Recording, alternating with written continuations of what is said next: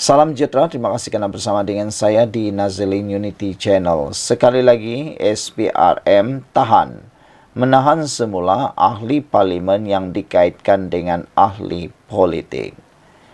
Ahli perniagaan yang ditahan reman oleh Suruhanjaya Pencegahan Rasuah Malaysia SPRM sejak Khamis lepas berhubung dakwaan skandal rasuah membabitkan Menteri Besar Selangor Pemerbadanan MBI telah ditahan semula hari ini.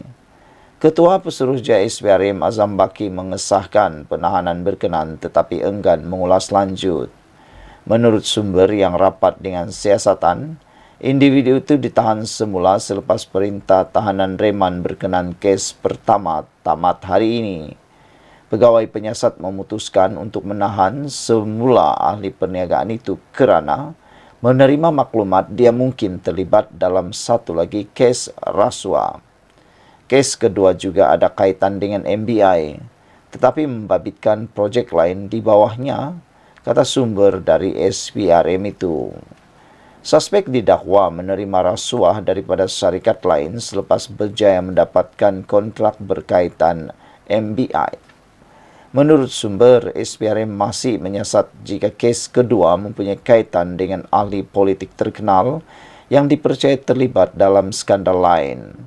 Ahli perniagaan itu antara 4 individu yang ditahan SPRM minggu lepas kerana disyaki melakukan rasuah berkaitan konsesi pelombongan pasir di Selangor. 3 individu lain yang ditahan ialah seorang lelaki berusia 45 tahun yang merupakan bekas eksekutif MBI, seorang kaki tangan wanita di sebuah syarikat pelombongan pasir berumur 46 tahun, dan seorang lelaki berusia 43 tahun yang bekerja sebagai pemandu. Bekas eksekutif MBI berkenan dibebaskan SPRM selepas ditahan 24 jam kerana mengalami masalah kesihatan. Manakala suspek wanita dan pemandu terbabit dibebaskan selepas perintah tahanan reman mereka tamat pada Sabtu lalu. Menurut sumber, ahli perniagaan berkenan didakwa bertindak sebagai orang tengah untuk mengutip rasuah bagi pihak bekas eksekutif MBI itu. SPRM juga mengesaki 2 suspek utama iaitu mempunyai kaitan dengan seorang ahli politik terkenal yang pernah mempunyai pengaruh di Selangor. Susulan penahanan itu, SPRM telah menyerbu sekurang-kurangnya 3 premis di Lembah Klang yang mereka percaya digunakan sebagai safe house untuk menyimpan rasuah bagi ahli politik yang tidak dinamakan itu. Azam Baki ketika sidang media semalam mengesahkan 4 tangkapan dan serbuan telah dilakukan ke atas rumah berkenan. SPRM juga memaklumkan agensi itu telah merampas wang tunai berjumlah 5 juta ringgit daripada premis terbabit. Saudara-saudara sekalian, isu tentang ini memang mengejutkan kita semua. Jangan lupa tinggalkan komen anda, ikuti terus ulasan selepas ini. Salam sejahtera. Baru-baru ini timbul perdebatan antara Wan Faisal dan juga Rafizi. Rafizi menjemput Wan Faisal berdebat dalam podcast. Tetapi Wan Faisal dengan sombong dan angkuh menyatakan dia mahu buat debat di televisyen. Tapi ramai netizen yang menyekolahkan kembali Wan Faisal, kata mereka belum layak untuk buat live. Manakala Rafizi pula membalas semula pernyataan tersebut. Kalau dah kemeruk sangat nak masuk TV, Rafizi ajar bahasakan Wan Faisal. Menteri Ekonomi Rafizi Ramli tampil membidas ahli Parlimen Machang Wan Ahmad Faisal Wan Ahmad Kamal yang dianggap kemeruk sangat nak masuk TV. Sindiran timbalan Presiden PKR itu selepas Wan Faisal menolak pelawaan untuk berdebat menerusi audio siar, sebaliknya mahu debat secara langsung di TV arus perdana. Rafizi berkata debat menerusi TV adalah mahal kerana perlu membayar masa siaran airtime jika di saluran swasta, manakala jika menerusi RTM, rakyat pula perlu membayarnya.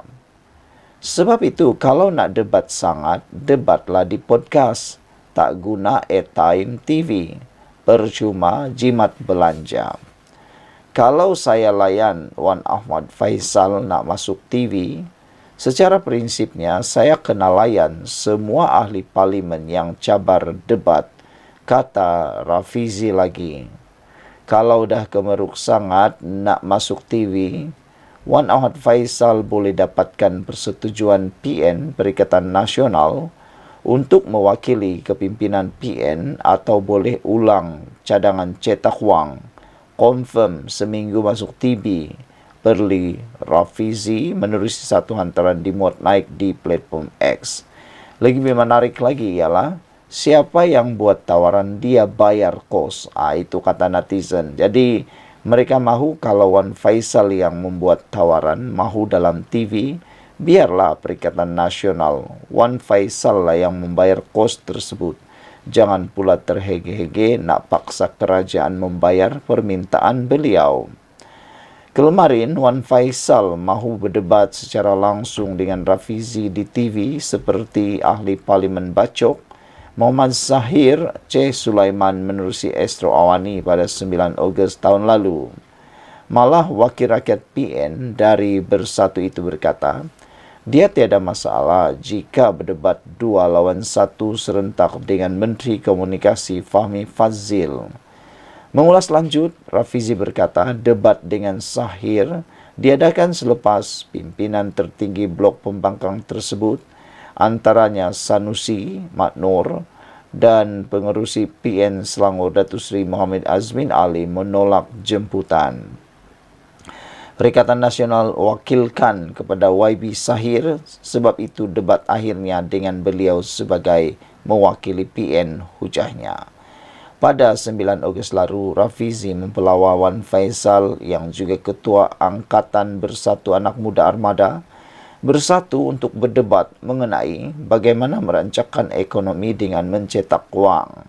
Ahli Parlimen Pandan itu berkata isu tersebut perlu dibahaskan kerana ia adalah idea paling bernas mengenai ekonomi yang pernah datang daripada pimpinan PN. Sekian untuk kali ini. Jangan lupa tinggalkan komen anda. Ikuti terus ulasan selepas ini. Salam sejahtera. Terima kasih kerana bersama dengan saya di Nazilin Unity Channel. Bukan demokrasi yang mati, tapi perjuangan asal PASLA yang mati. Pesuruhjaya PAS Perak, Razman Zakaria, secara tiba-tiba melenting apabila mengetahui Anwar Ibrahim mengarahkan agar keputusan PRU 15 untuk Parlimen Bagan Datuk tidak dikira semula. Sebelum itu, Setiausaha Politik Kanan Anwar, Samsul Iskandar Mad Atkin, mendedahkan perkara itu dalam satu wawancara. Untuk rekod, dalam PRU 15 Parlimen Bagan Datuk, Samsul tewas kepada Datuk Seri Zahid Hamidi dengan hanya majoriti 348 undi. Datuk Seri Zahid memperoleh 16,578 undi berbanding Samsul yang mendapat 16,230 undi dan Perikatan Nasional yang diwakili Dr. Faiz Naaman sekadar memperoleh 8,822 undi. Malah, Razman menuduh arahan Anwar itu sebagai bukti telah wujud konspirasi antara Barisan Nasional dan Pakatan Harapan untuk membentuk kerajaan campuran. Sangat mengejutkan apabila Razman turut menganggap kerajaan perpaduan yang ditubuhkan hari ini bukan atas titah yang di-Pertuan Agong sebagaimana yang didakwa. Penulis mengakui sebagai orang kuat kepada Anwar, Samsul sepatutnya tidak bertindak sembrono dengan mendedahkannya kepada umum. Pendedahan ini hanya akan menimbulkan spekulasi dan ibarat memberi peluru percuma kepada musuh.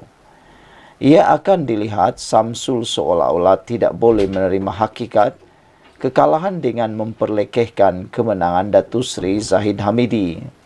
Tetapi penulis tidak nampak di manakah asas dakwaan yang dibuat oleh Razman Zakaria.